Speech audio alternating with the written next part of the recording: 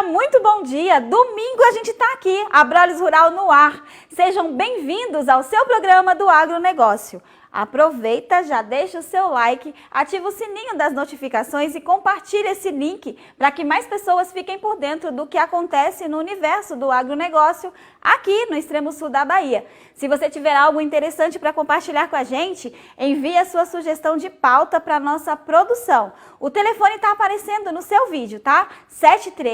739-9963-4342.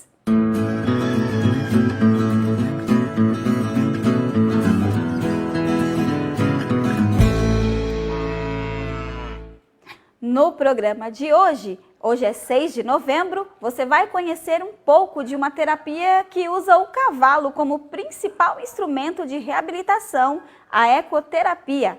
A nossa equipe foi até a cidade de Itaém participar de um curso de queijos artesanais e aproveitou para conhecer uma propriedade que reduziu profundamente os custos de gás de cozinha, energia e energia elétrica.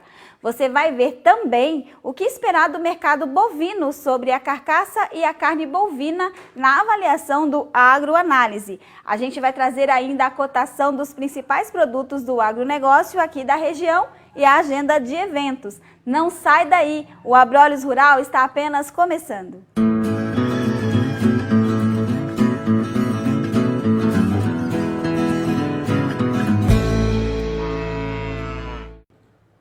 O queijo é uma das iguarias mais consumidas no Brasil. Na pizza, no sanduíche, frio ou derretido, é o queridinho de muitos. Mas você já pensou em produzir o seu próprio queijo e ainda ganhar dinheiro com isso? A nossa equipe foi até o município de Itaém e acompanhou um curso de boas práticas na produção de queijos artesanais promovidos pelo Sebrae em parceria com o Sicoob e a Prefeitura Municipal de Itaém. E você vai acompanhar tudo comigo. Vocês estão ouvindo? Isso são cigarras que estão cantando em alegria porque nós do Abrolhos Rural estacionamos aqui na cidade de Itaém, onde vamos mostrar para vocês um curso de boas práticas na produção de queijos artesanais. Vem comigo!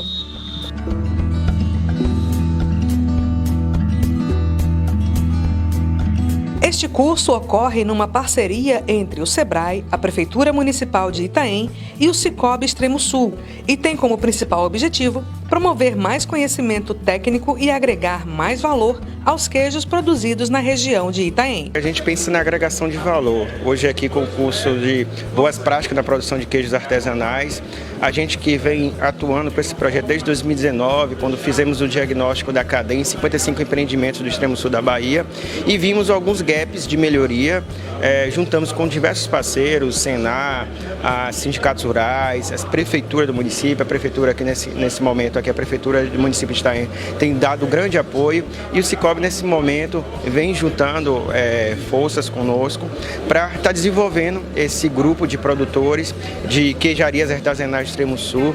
A gente é a maior bacia leiteira do estado, empreendimentos que têm uma grande possibilidade de estar agregando valor ao seu produto.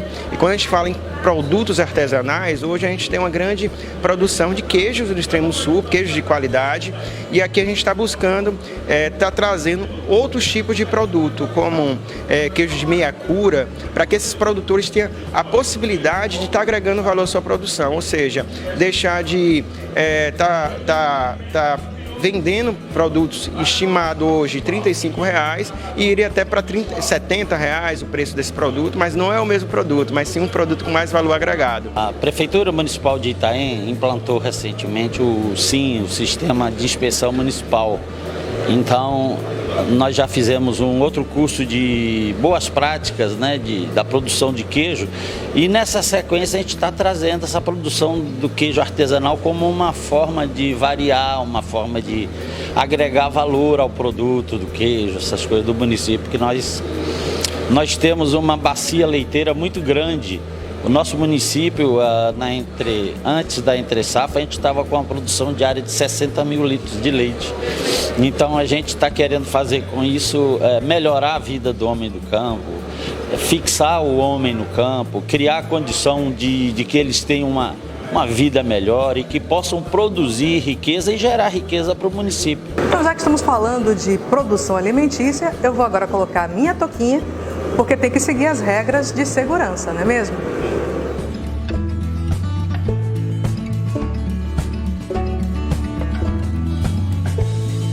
E agora que estamos com tudo quase pronto, vou terminar de me ajeitar aqui, gente, e já volto para mostrar a vocês como é que é esse processo de produção, tá bom? E agora vamos ao que realmente interessa. Qual é o passo a passo para se fazer um bom queijo meia cura? Estou aqui devidamente paramentada, touquinha na cabeça, junto aqui com o pessoal, né? Para entender um pouco desse processo. Então, professor, o senhor estava explicando para o pessoal em que fase da produção nós estamos aqui. O senhor colocou o leite para cozinhar em banho-maria? Sim. Né? Fala um pouquinho disso para gente. Assim, é um queijo artesanal, de massa semi-cozida, o queijo meia cura. A gente está pasteurizando o leite, a gente está no processo de pasteurização. A gente acabou de aquecer o leite a 65 graus, aí desligamos o fogo, tá? O aquecimento. A gente vai deixar por meia hora. Após os 30 minutos, nós vamos tirar a água quente, que está aqui, é um tanque de camisa dupla, né? Entre uma panela e outra tem a água. A gente tira a água quente e coloca a água gelada, super gelada, para dar um choque térmico para 35 graus. Que é esse o processo de pasteurização, esse choque térmico. Isso. Pasteurizou o leite, aí sim a gente vai fazer a adição dos ingredientes. E essa pasteurização do leite, qual a importância dela? A importância dela é a seguinte, geralmente assim, é para dar uma garantia, certo, de segurança alimentar. Você pasteuriza o leite, aí mata as bactérias ruins e boas também, certo? Você tem uma garantia que vai comer um queijo que não vai lhe dar problema nenhum, certo? A pasteurização é uma garantia de segurança alimentar, certo? Após a pasteurização, a gente faz a reposição do cálcio, que tem uma perda do cálcio na pasteurização, certo?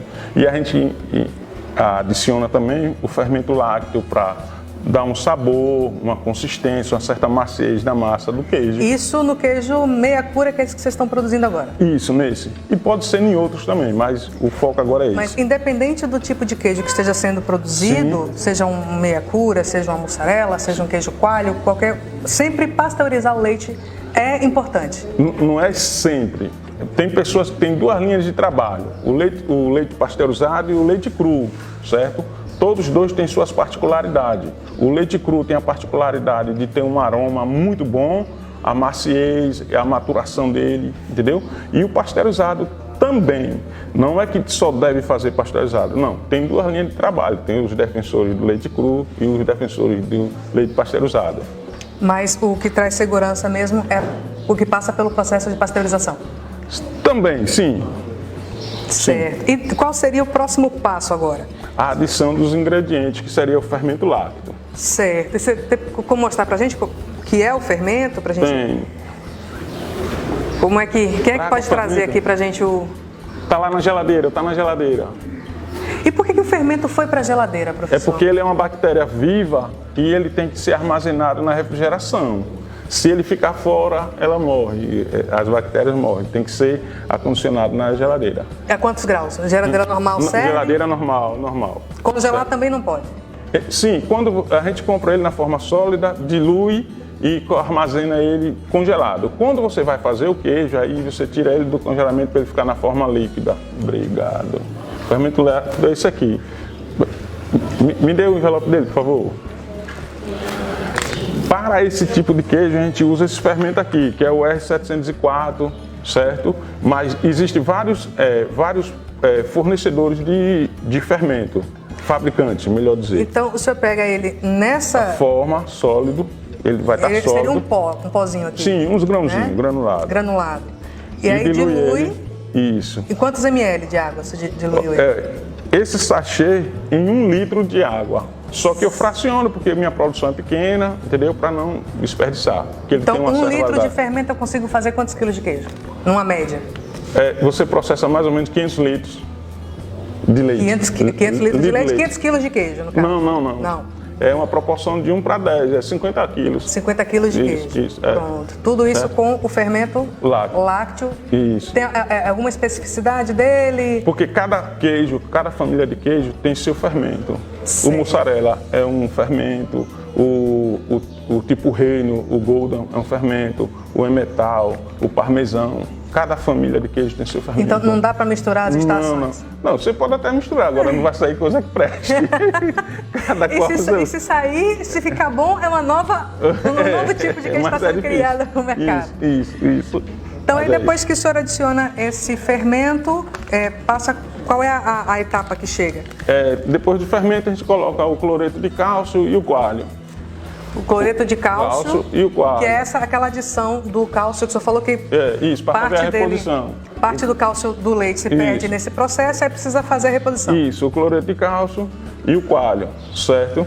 A função do coalho é coagular, fazer aquela massa bonita, aquela coalhada. E depois dele passar alguns minutos, nós cortamos a massa. A gente faz o teste do ponto da massa, ela tem que ter uma certa consistência, tipo uma gelatina, certo? Bem consistente. Aí você corta a massa, aguarda ela baixar, o soro sobe, você dá umas 3 mexeduras suave, porque se bater na massa, ela depois vai dizer o resultado. Ela diz, me bateram, agora não vou prestar, certo? Você dá as 3 mexeduras suaves e depois você faz um cozimento de 40 a 50 graus. Não pode passar disso. Você pode até passar, mas já não vai ser esse queijo, porque a cada temperatura é um tipo de queijo, tá? Então, de 40 a 50 graus, você faz um teste, você coloca a massa na mão, aperta, ela vai ficar bem durinha a massa, a marca da mão da gente. Aí sim, aí você tira ela, coloca em um voal, um tecido, tipo uma trouxa, e deixa dessorar. Dessorou, chegou no ponto, que não é difícil, é quando ela começa só a gotejar. Primeiro ela começa a escorrer, depois gotejar. Aí sim você enforma, colocou na forma, bota na forma, aí vem aqui e coloca na prensa, tá? Bota ali na prensa. Mostra aqui, Davi. Essa daqui é a prensa. Essa daqui é a prensa. Essa prensa aqui, Colocou na prensa, passa 3 horas de relógio na prensa, depois você tira da prensa. Quando você tira da prensa, aí bota na refrigeração, ou em uma geladeira, se você for um pequeno produtor, se sua queijaria tiver uma câmara fria, na câmara fria, tá? A depender da refrigeração da câmara fria ou da geladeira, 1, 2 dias, 3, alguma coisa assim, você tira. O queijo vai estar assim. Não embalado, né? Mas ele vai estar assim. Nesse ponto, próprio para consumo. Próprio para consumo, certo? Ou você embala e vende. Aí sim, a gente pode fazer também 2 processos que a gente vai fazer aqui, que é o de marinar o vinho, que é o queijo marinado no vinho, e ele defumado, certo? São esses 2 tipos. Quando a gente está informando, a gente pode colocar algumas especiarias, ervas, por exemplo, o zata, que é uma especiaria árabe, pimenta calabresa, alecrim, imburana de cheiro, que é da nossa, aqui da região, né? Certo? Outras especiarias. Certo? O produtor fica bem à vontade para fazer, tá? E aí está concluído. E aí, essas especiarias, elas precisam passar também por algum processo ou do jeito que eu compro ela, eu posso Você compra ela, já pode adicionar. Isso, ela desidratada, tá? Sempre desidratada. Sempre desidratada. Então já fica a dica para você que está querendo se aventurar aí nesse universo de produção de queijos com sabores diferenciados. Se for usar ervas, use sempre ervas desidratadas. Isso, porque se ela estiver hidratada, ela tem uma vida curta. Ela pode começar a oxidar, dar uma coloração, uma pigmentação diferente no queijo, a pessoa pode pensar que está estragada, alguma coisa assim. Certo? E aí, no final das contas, acaba produzindo um gorgonzola e não é bem o objetivo. Não, é isso mesmo. Certo.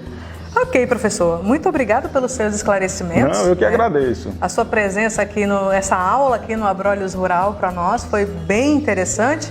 E fica a dica aí para você que quiser participar, né, dos cursos promovidos pelo SEBRAE, pelos sindicatos rurais aqui da região. É só ficar atento às agendas que inclusive nós vamos mostrar aqui no Abrolhos Rural também. Os alunos ainda participaram de uma palestra sobre linhas de crédito voltadas ao pequeno produtor. A gente engloba aí várias áreas do produtor rural, não só na comercialização de gado, mas também toda a produção que advém dessa cultura. Então, em parceria agora com a SEBRAE, a gente vê aí essa necessidade, né, de estar colaborando, vamos assim dizer, com os nossos produtores, com o comércio local, porque a produção de queijo aqui em Itaém especificamente é uma produção muito grande. Nós temos diversos associados e até mesmo pessoas que não estão ligadas diretamente à cooperativa que atua nesse segmento. Então, a gente vê a necessidade de uma melhoria contínua, que é o processo de evolução que todos nós estamos vivendo, né, que é a sociedade.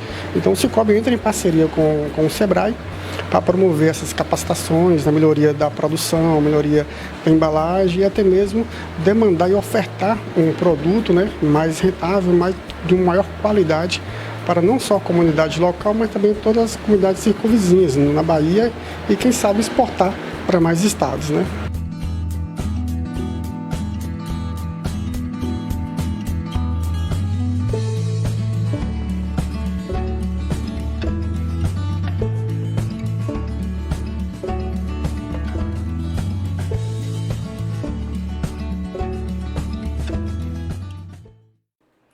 Pergunta que não quer calar, né, gente? Cadê o queijo da apresentadora? Comer aquelas mãozinhas nervosas lá, era da produção, que eu sei. Eu sou testemunha de que eles falaram que estava muito bom. Então aqui, parabenizar e agradecer ao pessoal em Itaém que recebeu a nossa equipe de muito bom grado e a todos que fizeram parte disso aí, que foi bem legal, viu? E a gente segue aqui com o nosso programa, porque a gente vai falar agora sobre o que a gente pode esperar do mercado bovino até o final do ano. Acompanhe a avaliação do Iago Travagini, consultor da Agrifato Consultoria. É hora do Agroanálise.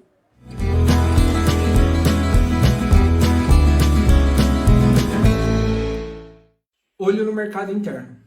Bem, pessoal, é assim que eu começo mais um vídeo da semana para falar sobre um ponto muito interessante dentro do mercado do boi gordo e que tem, principalmente, desde a última semana de outubro, aberto nossos olhos para uma possível melhora e sinalização de valorização para o boi gordo e que já tem até, de certa forma, sido captado pela B3.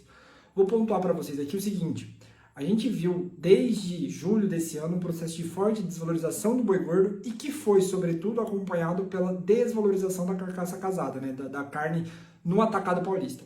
No entanto, um grande ponto que, na nossa opinião, tem que ser ressaltado é que, desde outubro, essa desvalorização acometeu de maneira mais intensa o boi gordo e a carcaça casada no atacado paulista não desvalorizou na mesma proporção.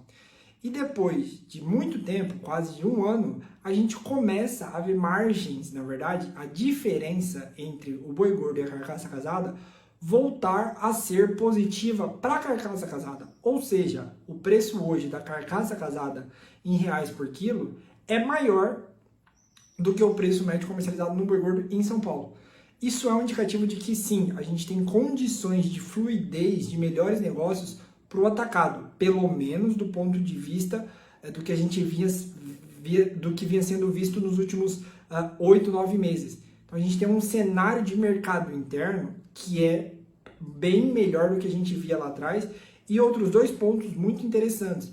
Tanto o atacado quanto o varejo, a carne bovina, né, a carcaça bovina e a carne bovina estão num nível de competitividade bem melhor, muito melhor do que estava há alguns meses em relação ao frango. Só para vocês terem uma ideia, a diferença entre o preço médio da carne bovina e de frango já chegou a uma diferença de quase 450, 500% a carne bovina em relação ao frango. Hoje essa diferença cai bem mais próximo da média histórica, cerca de 270%, 300%. Então hoje a gente tem uma relação que está sim melhorando a fluidez e principalmente a possibilidade de que a demanda interna seja um propulsor para o preço da carcaça e principalmente para o preço do boi gordo e que deve aliviar talvez um pouco a conta e os preços levar os preços do boi gordo um pouco para cima, talvez nesse curto prazo. A gente tem demanda de fim de ano, a gente já sabe disso, inclusive viemos pontuando isso recorrentemente nesses últimos meses.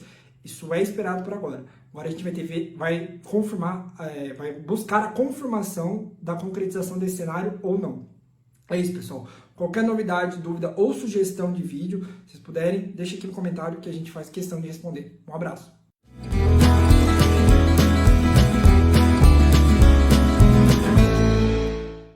A gente quer aqui agradecer ao Iago, né, e a essa parceria tão bacana que a gente tem com o pessoal. Cadê a direção? Agrifato. É isso, gente. Agradecer a vocês aí por essa parceria tão bacana que trazem aí esclarecimentos, né? Mas eu quero saber de você que está aí me assistindo, que está em casa aí, está tomando seu cafezinho agora, domingo pela manhã, maior preguiça aí, né? Então, conta pra mim, tá gostando do nosso programa? É importante pra gente saber a opinião de vocês em relação ao nosso programa aqui, afinal de contas o nosso programa é feito por vocês e pra vocês também. Então, ó, tem um telefone que aparece sempre aqui pra vocês na tela, 739-9963-4342. Esse é o telefone para você mandar sugestão de matéria, mandar recado aqui, e a nossa produção, eles selecionam tudo, tá? E entra em contato com vocês também. Tem as nossas redes sociais, a gente tá ao vivo e a gente tá ativo em todas as redes sociais. Instagram, YouTube, Facebook. Então, ó, segue a gente nas nossas redes sociais, porque tem muita coisa bacana sendo produzida e postada lá para vocês também. É isso, pessoal, recado dado. Se inscreve no nosso canal, deixa seu recado, porque é importante para nós. Esse trabalho aqui é feito por vocês, tá? E agora a gente vai seguir e eu vou te fazer uma pergunta. Se eu pedir para você pensar num animal robusto, resistente, ágil, generoso e companheiro, qual é a imagem que vai vir logo na sua mente? Garanto que você pensou em um cavalo. Ele já serviu de correio e meio de transporte, ajudou a erguer e afundar exército, hoje virou um esporte de luxo e também se tornou o principal ator num processo de reabilitação física e psicológica.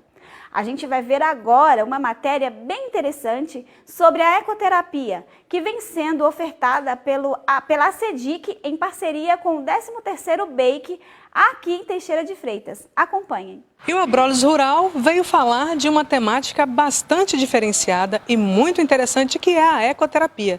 E para falar um pouquinho sobre isso, está ao meu lado o Major Silvio Nunes, que é subcomandante aqui do 13º BAKE, onde acontecem as sessões de ecoterapia. Então, Major, fala pra gente a importância, né, do 13º BAKE ter abraçado esse projeto da ecoterapia. Olha, a ecoterapia é uma atividade extremamente importante para o sul, extremo sul, né, do estado da Bahia, tendo em vista que a demanda de crianças que necessitam desse tipo de tratamento é muito grande. E o 13º Batalhão, ele abriu, né, as portas das suas instalações, entendeu? Apoiando e entrando como parceiro, inclusive fazendo de tudo para que outros parceiros sejam agregados à atividade, porque realmente elas precisam bastante de incentivo, precisa de ajuda, certo? É um projeto que não é remunerado, as pessoas são voluntárias na maioria dos casos, certo? Então nós temos aqui uma equipe multidisciplinar que cuida de todas essas crianças e cuida também desses animais. A função do 13º Batalhão de Ensino, além de formação de policiais militares, especialização daqueles policiais militares que também já estão em atividade, é trabalhar junto com a ecoterapia de forma que a gente possa ter uma sociedade melhor e uma sociedade mais saudável, mais sadia aqui no extremo sul da Bahia. E dando seguimento, né, a esse assunto que é bastante interessante, agora a gente vai passar para a parte um pouquinho mais técnica. Está ao meu lado aqui a Mirela Silva, que é psicóloga e coordenadora da equipe de ecoterapia do 13º BAKE. Então, Mirela, vamos esclarecer primeiro, né, o que é a ecoterapia? Bom dia, Débora. Obrigada por estarem aqui novamente. A ecoterapia é uma técnica de reabilitação física e mental que utiliza o cavalo como principal agente terapêutico.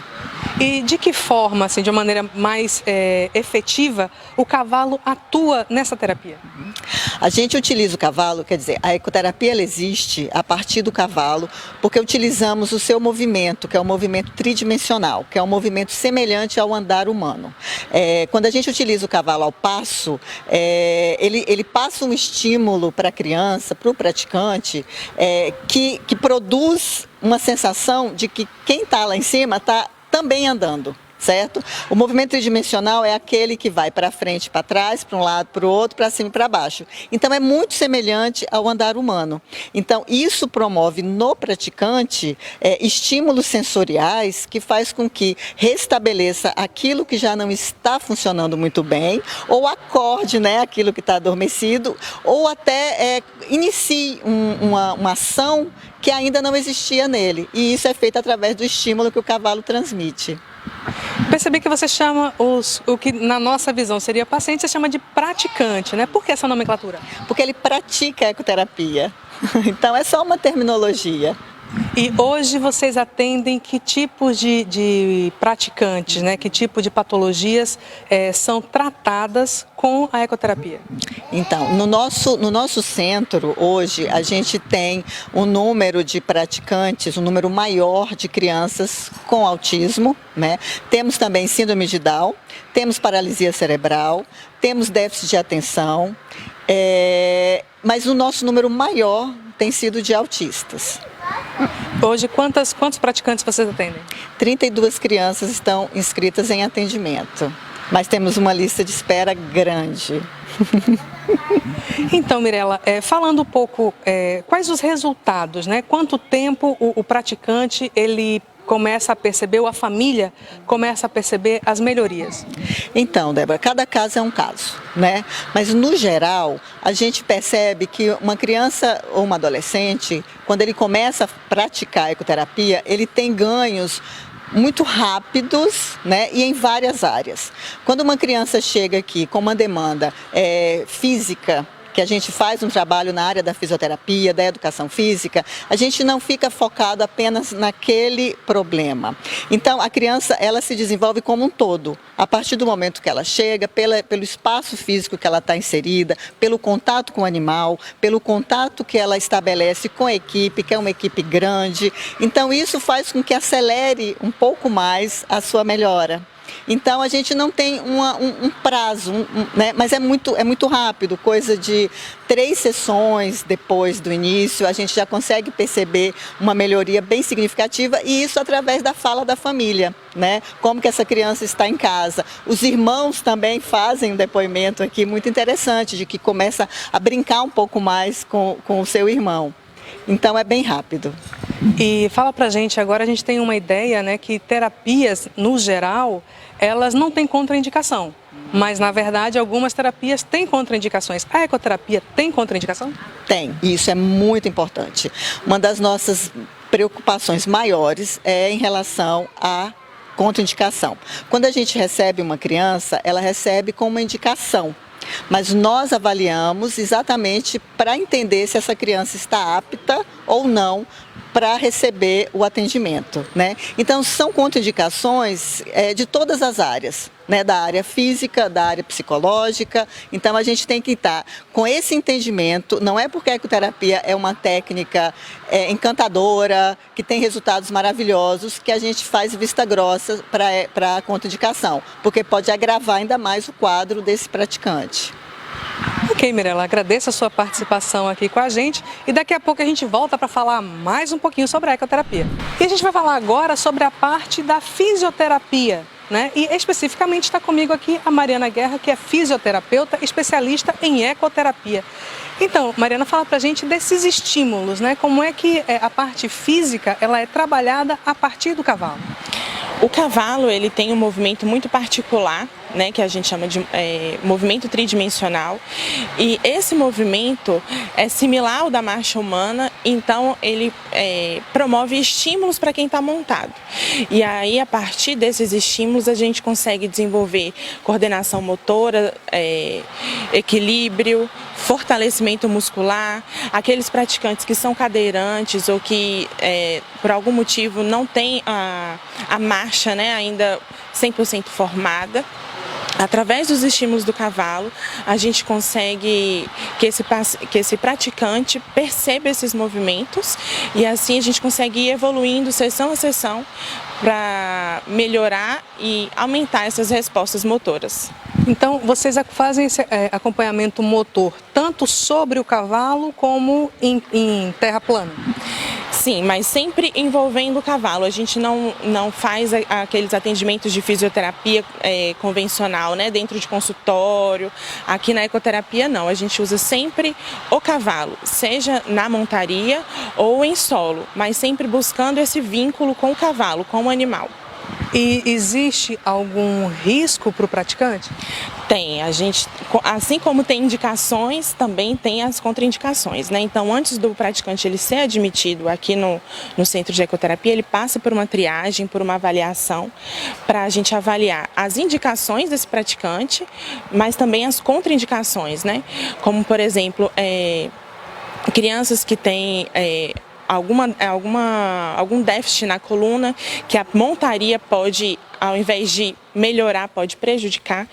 E algumas crianças também que ainda estão em fase de amadurecimento da musculatura e da coluna cervical, como crianças com síndrome de Down antes dos 2 anos de idade, não tem indicação ainda, por oferecer esse risco de lesionar e de machucar, né? Então a gente tem esse cuidado para, na admissão, a gente ter, além da indicação, ver se a criança não tem nenhuma contraindicação que possa piorar o quadro. Claro que não poderíamos deixar o principal ator da ecoterapia de fora desta matéria. O Centro de Ecoterapia conta com 2 exemplares para os atendimentos. Landarim e Xerife são os grandes atores principais de todo o processo. Então, Pedro, fala um pouquinho para a gente das características desses 2 animais.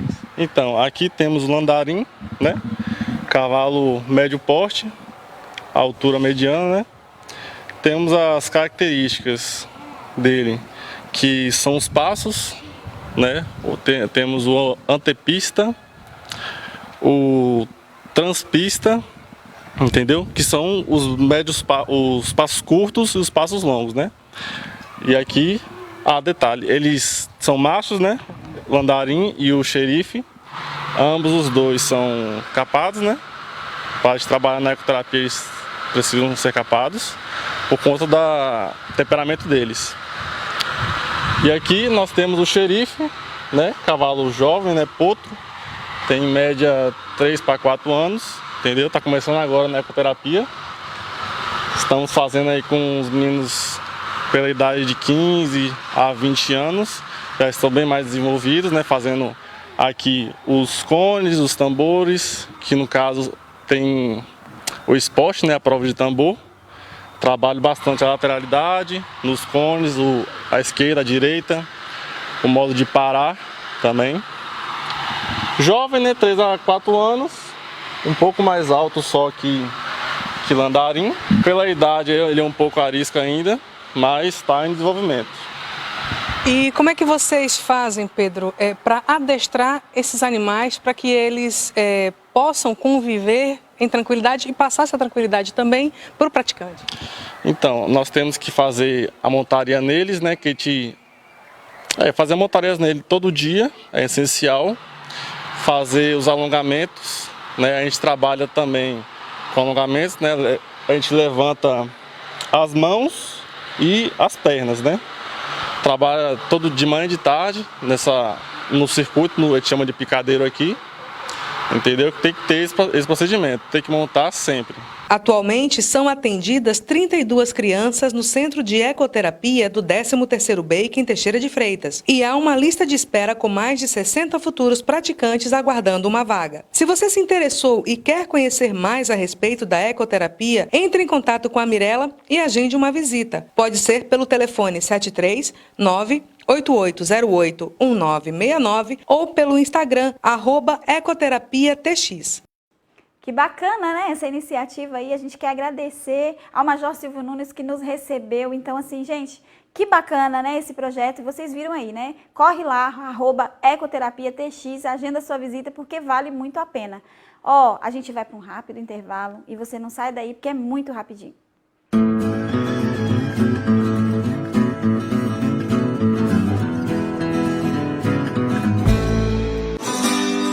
Do custeio da uva no sul ao cultivo de pimenta no Nordeste, do financiamento do café no Sudeste, do manejo do gado verde no Norte, às colheitadeiras do milho no Centro-Oeste.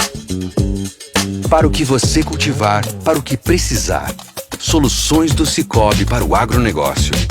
Só quem nasceu no agro entende do seu negócio. Sicoob, faça parte.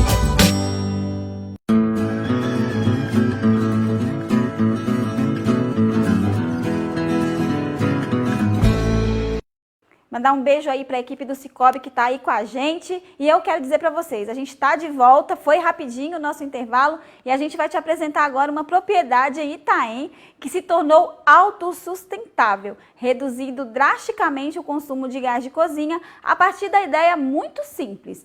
Você já ouviu falar de biodigestor?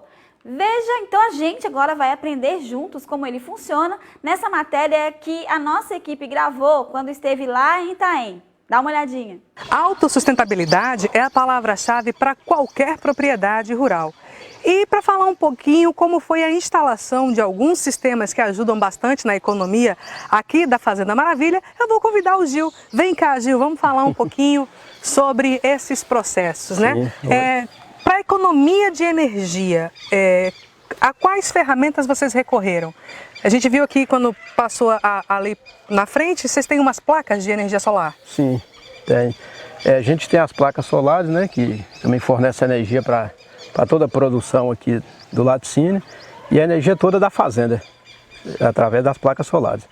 Então toda a energia que vocês consomem, tanto na produção da queijaria como no uso doméstico, vem através dessas placas solares? Sim, das placas solares. E qual o impacto financeiro que essas placas trouxeram para vocês? Em termos de redução de consumo, como é que foi? Na verdade, a gente hoje já não paga a conta de energia, né, da Coelba. A gente paga só a taxa mínima, porque ela é vinculada na Coelba. Então a gente paga só a taxa mínima, que é em torno de R$50 mensal. Então, a sua última conta, você nem lembra mais quanto que você pagou de energia? Não. Hoje é R$50, que é a taxa mínima. Tanto para queijaria como para uso? Sim, toda a energia da fazenda é produzida aqui mesmo, nas placas solares. E quanto você precisou investir, né, financeiramente na aquisição das placas, do sistema? Como é que foi esse processo?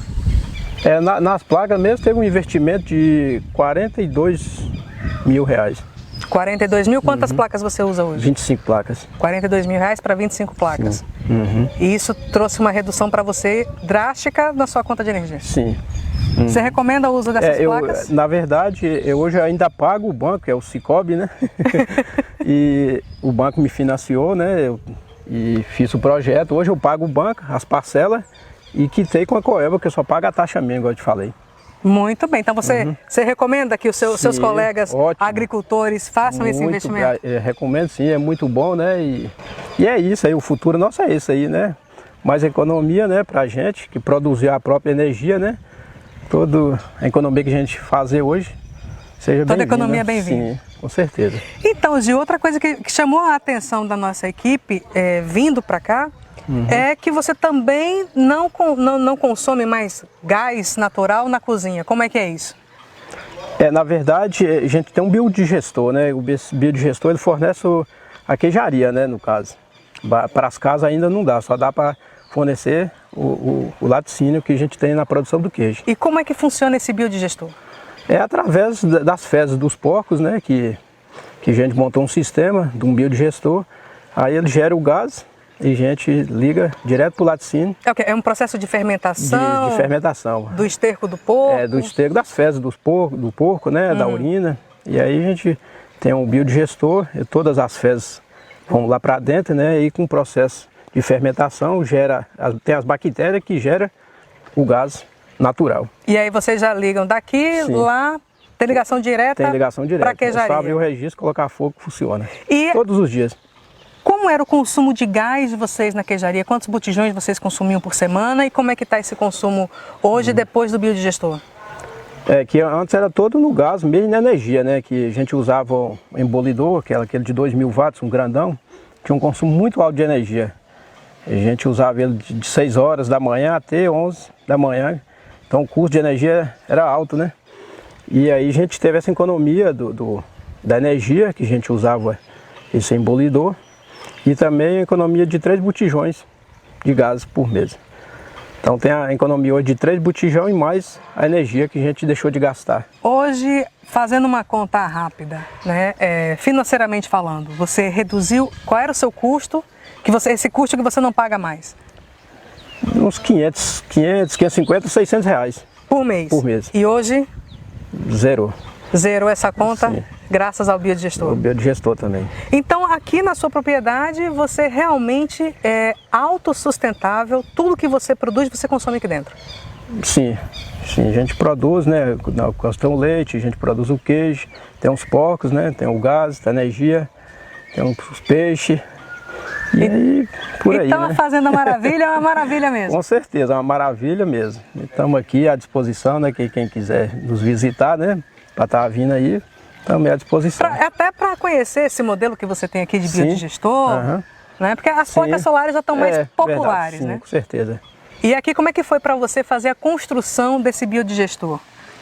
Você teve apoio técnico, como é que foi essa parte? Não, isso aí só um colega meu me indicou, falou que funcionava, né, e me falou como que era na prática. Aí eu pesquisando na internet, que hoje a internet, né, te ensina tudo, e fiz um projeto, na verdade, no papel, como que era feito, e aí fiz o projetinho, fui para a prática e fiz. Eu mesmo que fiz e graças a Deus deu tudo certo. Então vamos mostrar pra gente como é que ele funciona, né? Então vamos lá, gente, ver como é que é esse biodigestor. Vamos chegar para cá.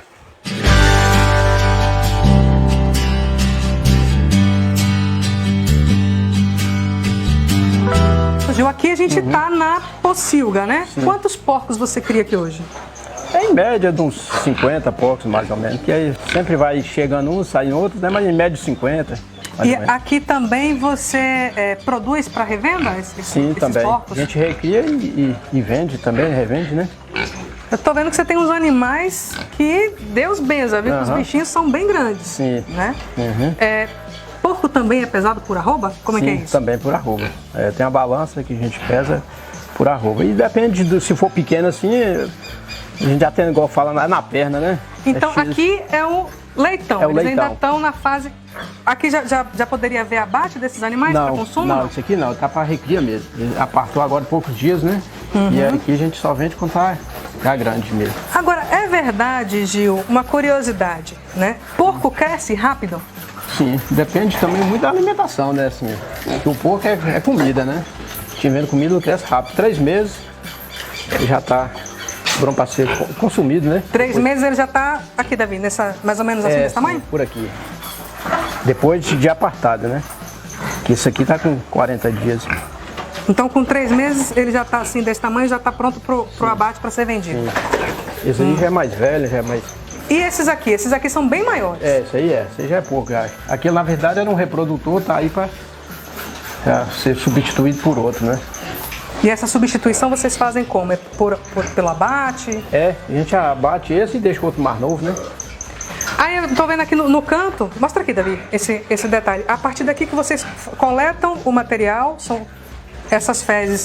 Aqui a gente lava, tem a água que a gente bate, né?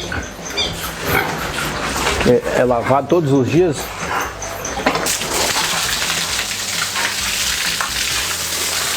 Todos os dias vocês fazem esse processo de limpeza? De manhã e à tarde a gente faz esse processo. Aqui automaticamente vai para o biodigestor. Aí essa água dessa limpeza que já desce para o biodigestor? Vai direto para o biodigestor. Não tem trabalho nenhum de abastecer o biodigestor. Automaticamente então, aqui já cai lá. Você já fez um processo inteligente, digamos assim. Sim. Lava como é que você chama isso aqui? De baia? Como é? A gente fala chiqueiro, na verdade. Chiqueiro mesmo, né? Pronto, o chiqueiro, você lava o chiqueiro, aí essa água... fala pocígua, né? Mas dá no mesmo sentido. Você lavou o chiqueirinho aqui, essa água já desce... esse tanque que vai levar pro biodigestor? Não, esse aqui é o soro, que vem de lá do lado de cima e já cai aqui, ó. A gente... Mostra ali, Davi. Esse soro é o soro do leite que vem de lá do... E você usa esse soro como? Como alimentação, parte da alimentação dos porcos? É uma parte da alimentação dos porcos. A gente usa o soro e depois a ração também, né?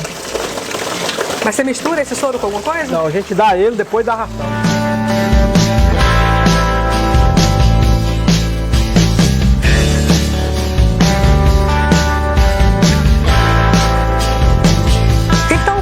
gente finalizar o nosso passeio aqui na Fazenda Maravilha, só para a gente recapitular rapidamente, esse aqui é o famoso biodigestor. Sim, né? É o biodigestor. 3 metros de profundidade, diâmetro de 2,5, né? E aqui você tinha me dito que é uma caixa d'água, né? Só que você colocou ela ao contrário. Sim. E embaixo, que ela recebe... o gás por baixo. Ela recebendo o gás por baixo, ela vai levantando, até ficar aqui em cima. Quando ela está aqui em cima é sinal que está com bastante gás. Quando ela está lá embaixo, é que o gás está diminuindo. Igual hoje usou bastante, o dia, né, ela está lá embaixo. Mas quando é amanhecer, ela amanhece aqui em cima de novo. Então por isso que você tem esses canos aqui no meio. Esse é o limitador. Que é o limitador. Sim. Conforme ele vai desaparecendo, você vai prestando atenção, sabe que está cheio de gás. Exatamente. Então vamos ver como é que ela funciona. Vamos voltar lá para a queijaria para ver como é o tamanho da chama, a coloração, se está tudo dentro dos padrões também.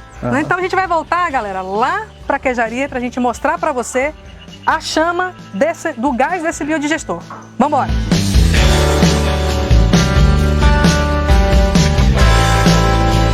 Voltamos aqui para a queijaria, né? Para você ver o Gil acendendo a boca do fogão. Olha lá, ó.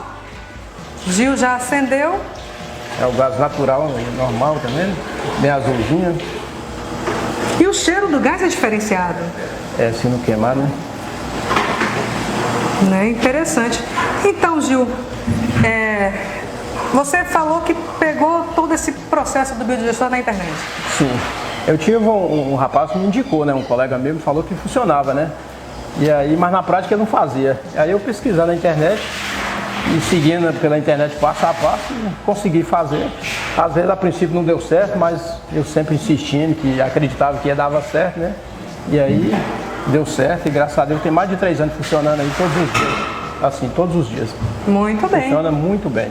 Gil, muito obrigada pela sua participação aqui no Abrolhos Rural, por ter aberto as portas da Fazenda Maravilha, da Queijaria Maravilha também. Sim. E, gente, o recado que a gente pode deixar para vocês é o seguinte: muitas vezes você não precisa pagar tão caro para ter uma ferramenta bastante útil. Basta só mesmo um pouco de criatividade. A gente se vê na próxima oportunidade. Tchau, tchau. Tchau, tchau.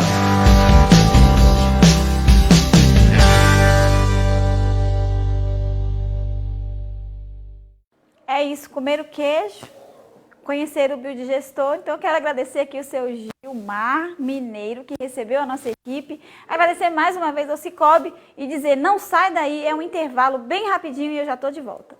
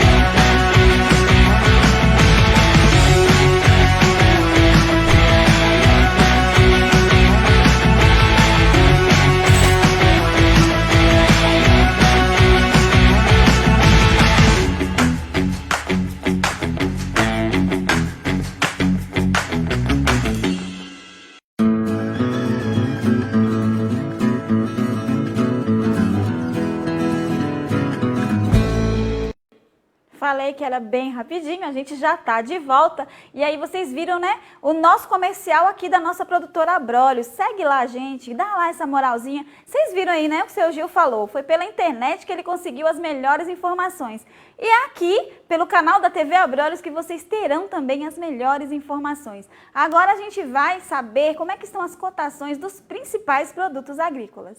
A arroba do boi gordo está sendo vendida a R$ 290 em Feira de Santana, de acordo com a tabela da FAEB. A arroba do cacau está sendo cotada a R$ 715 no Espírito Santo, segundo o mercado do cacau. O café Conilon está sendo cotado a R$ 574,79, de acordo com o CPEA Exalc, apresentando uma queda de 2,08%. A gente ama quando fala de queda, né? E a gente vai agora para as principais agendas do Brasil, dos eventos que vão ocorrer. Acompanhem. Dia 28 de novembro, a partir das 7 da noite, acontece mais uma reunião virtual do AgriShow Experience 2022, com o tema Citrus e Hortifruti. Informações e inscrições pelo www.agrishow.com.br. De 23 a 27 de maio de 2023, acontece a AgroBrasília, Feira Internacional do Cerrado, no Parque Tecnológico Ivaldo Sensi. Informações pelo www.agrobrasilia.com.br. A Cooperativa Mista dos Produtores de Leite de Morrinhos promove de 9 a 12 de maio de 2023 a Agrotecnoleite na cidade de Morrinhos, Goiás. Informações pelo www.agrotecnoleitecomplain.com.br.